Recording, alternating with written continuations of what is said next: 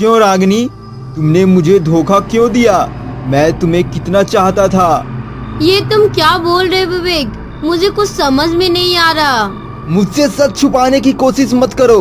मैं सब कुछ जान चुका हूँ, तुम्हारे और मैनेजर के बीच में क्या क्या चल रहा है। सॉरी विवेक, प्लीज मुझे माफ कर दो, मुझसे गलती हो गई। सॉरी विवेक। मैं तुमसे कितना प्यार करता था, लेकिन तुम इस रिश्ते को मेरी जान लेकर खत्म करना चाहती थी। लेकिन बस अब मैं इस रिश्ते को अपनी जान देकर नहीं, बल्कि तुम्हारी जान लेकर खत्म करूंगा। विवेक का गुस्सा सातवें आसमान तक पहुंच गया और अचानक उसने रागिनी के पेट में छुरा घोंप दिया और वहां से खाई में धकेल दिया। विवेक और रागिनी दोनों एक बेस्ट कपल थे। दोनों को साथ रहते हुए लगभग 1 साल हो चुका था। दोनों एक दूसरे से काफी प्यार भी करते थे। नए वर्ष की शुरुआत हो चुकी थी। विवेक नए वर्ष की खुशी में रागिनी को सरप्राइज देने के लिए शहर से दूर एक फार्म हाउस खरीदा। विवेक एक नेचर लवर बॉय था, इसलिए उसने शहर से दूर जंगल के पास यह फार्म हाउस खरीदा। रांची की भाग दौड़ और चिकचिक भरी जिंदगी से दूर इस प्रकृति के खूबसूरती में आकर बहुत अच्छा लग रहा था। खुली और ताजी हवा सुकून दे रही थी, लेकिन यही खुली और ताजी हवा विवेक और रागिनी की जिंदगी में एक ऐसा तूफान लाने वाला था जिसका कोई अंदाजा इन दोनों को नहीं था। एक दिन विवेक अपने कंपनी के मैनेजर को फार्म हाउस दिखाने के लिए अपने साथ घर लाया। सर आप बैठिए, मैं चाय का बंदोबस्त करता हूँ। या ऑफ कोर्स। वह अपनी पत्नी रागिनी को बढ़िया चाय बनाने के लिए बोलता है। ओए रागिनी, मैनेजर सर आए हैं, एक बढ़िया अदरक वाली चाय बना दो यार। अच्छा ठीक है, मैं ले आती हूँ। विवेक और मैनेजर सर दोनों बातें करने में व्यस्त हो जाते हैं, लेकिन थोड़ी देर बीतने के बाद ही रागिनी चाय लेकर आ रही होती है।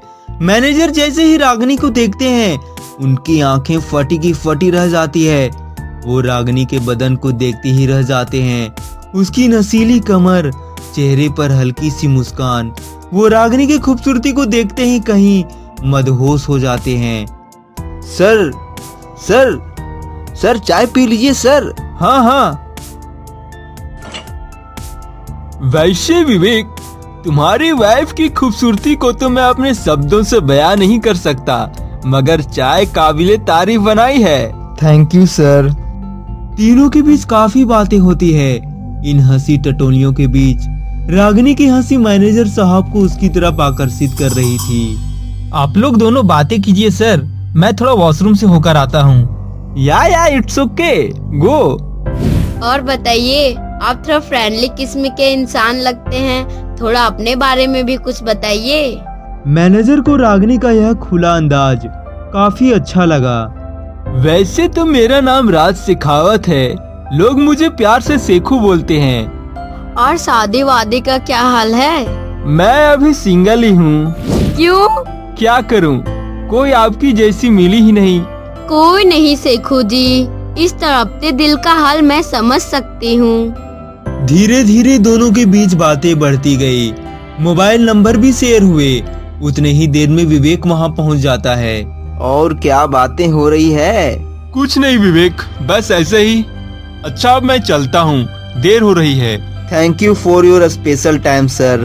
अरे कोई नहीं, अब तो आना जाना चलता ही रहेगा। क्यों भाभी जी, सही कहा ना? हाँ, क्यों नहीं। उसके बाद से इन दोनों के बीच बातें शुरू हो गई।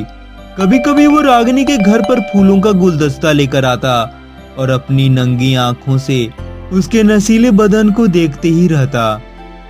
राज शेखावत की मीठी बातें रागिनी को काफी अच्छी लगती थी। धीरे धीरे दोनों एक दूसरे के प्रति आकर्षण महसूस करने लगे। एक दिन राज शेखावत अपने घर के हॉल में बैठा घूट घूट वाइन का मजा ले रहा था। उसके नजरों के सामने बार बार उसकी नसीली बदन के सामने ये वाइन भी फीकी लग रही थी। मैनेजर साहब से रहा नहीं गया, उसने तुरंत रागिनी को कॉल लगाया। मैं आजकल देख रहा हूँ ये रागिनी कुछ ज्यादा ही फोन पर बिजी रहती है। क्या हो गया? Any problem? क्या बताऊँ, मोबाइल खराब हो गया, अपने आप वॉइस रिकॉर्डिंग शुरू हो जाती है। अरे कोई नहीं, नया ले लेंगे। रागिनी और विवेक की जोड़ी जो बाहर से तो खुशहाल दिख रही थी, लेकिन असलियत में अंदर से वो एकदम कमजोर और बेजान हो गई थी। क्या होगा अगर रागिनी की असलियत विवेक को पता चल गई? ये किसी को भी पता नहीं था।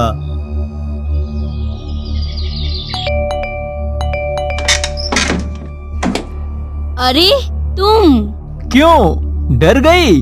नहीं नहीं, अंदर आओ। मैनेजर सोफे पर बैठे ठंडे जूस का मजा लेने लगा, लेकिन तभी अचानक पीछे से कुछ आवाज आई। उसने पलट कर देखा तो रागिनी रूम के सामने खड़ी थी। लाल साड़ी में खुले बालों के साथ वह धीरे से अंदर चली गई, दरवाजा खुला छोड़कर। वह भी उसके पीछे पीछे उसके रूम में चला गया। वह रूम में बैठी थी। वह उसके पास गया तो रागिनी की गर्म सांसें मैनेजर को उसकी तरफ आकर्षित कर रही थी और धीरे धीरे दोनों प्रणय में व्यस्त हो गए।